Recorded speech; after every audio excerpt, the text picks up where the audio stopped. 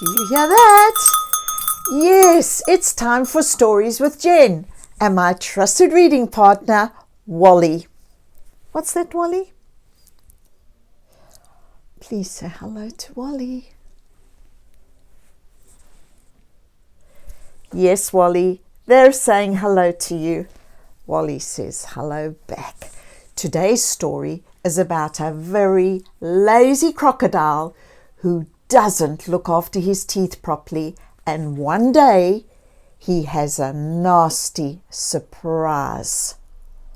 I wonder what that could be. Thank you to Darrell Warren for giving me permission to read his book today, which has been illustrated by Crump.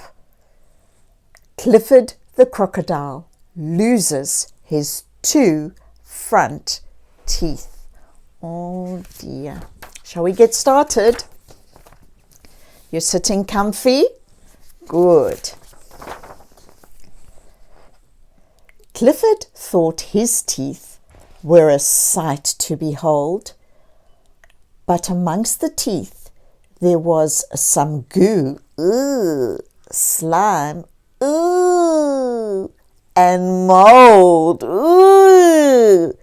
with 40 teeth above and 40 below. A dark secret was lurking. He didn't know. After a big meal, he would slip onto a riverbank and lay in the sun, open his mouth wide to let the birds in to have their fun. In they would hop to eat old meat between the razor-sharp teeth, fluttering about, seeking food on top and underneath. Clifford's bird friendship had been going on for many a year, but the birds still entered the cavern of teeth with some dread and fear. Although there was plenty of gristly, smelly meat hanging around, the birds still left some, as they didn't feel entirely safe and sound.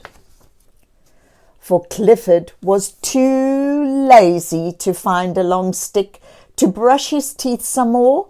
To him, it was a waste of time, and frankly, just a bore.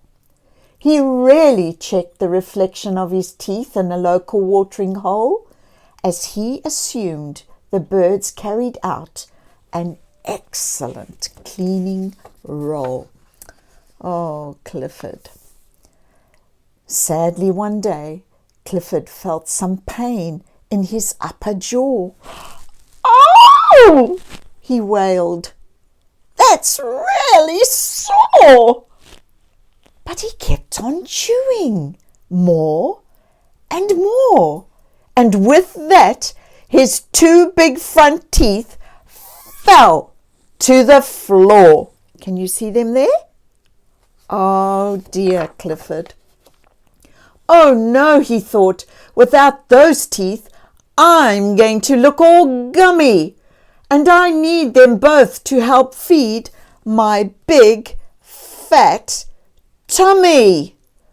Luckily, Clifford's friendly dentist lived at the end of the next creek, but he didn't like dentists, as they made him cry and shriek. Have you been to a dentist? Do you know how Clifford feels? There's his dentist chair. Danny the dentist looked, tutted, and frowned. "Did you pick up the teeth that fell on the ground?" "Here they are," Clifford said, holding them up with a toothless grin. And with that, Danny took them and glued them straight back in. Unfortunately for Clifford, as he clambered out of the dentist's chair, he banged his snout. "Ouch!" he yelped as the 2 glued-in teeth fell out.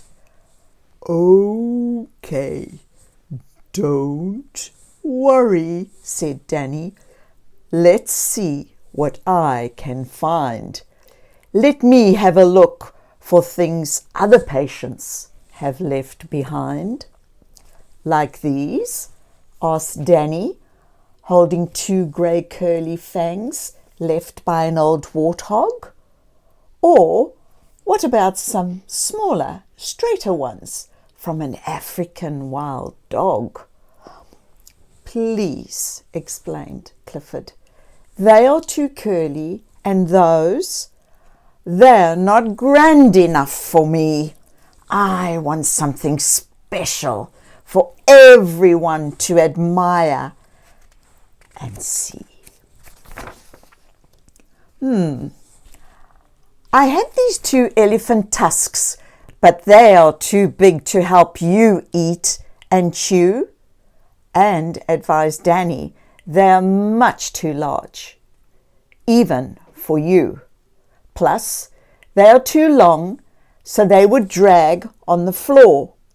Even eating with them would be difficult, if not a chore. Nonsense! Cried Clifford. They're wonderful. Go on, put them in, replied Danny.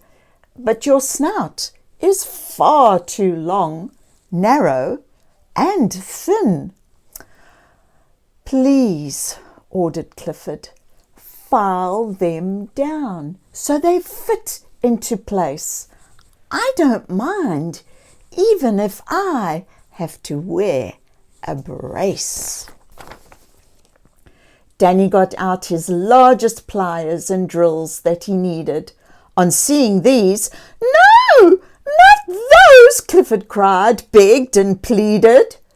"But I need these utensils," explained Danny, "to get these 2 teeth in. It won't hurt.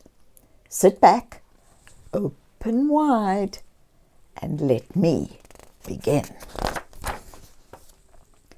As the sun was going down, with the sky turning red, poor old Danny was tired and thinking of his bed. Surprisingly, the new teeth fitted better than Danny had thought.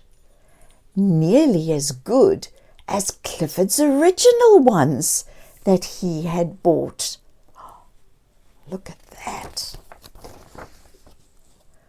On leaving, Danny the dentist said, "From now on, clean your teeth after you eat, particularly well after chewing smelly old meat."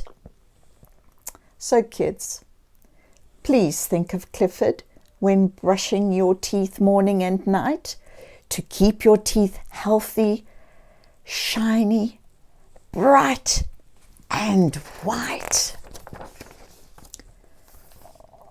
Now the other animals stop and stare, as this type of crocodile is extremely rare.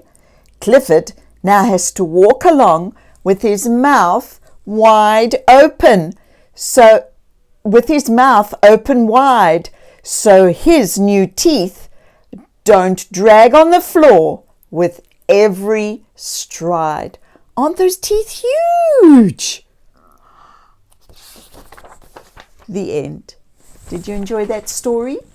Do you see how important it is to brush your teeth every morning and every night? And especially after you've eaten. I have 2 toothbrushes here. A froggy one that belongs to my granddaughter and a tiger one that belongs to my grandson. And when they have a sleepover, they make sure before they go to bed at night and in the morning after brekkie, they give their teeth a good brush. I hope you do the same. If you would like to hear more stories, click on the link below and subscribe to my YouTube channel. Further down are instructions to join my Facebook group. Maybe you could send me a picky of your favorite toothbrush. Until next time, from my trusted reading partner Wally and myself, yes, you know what I'm going to say. Keep on reading. Bye. See ya.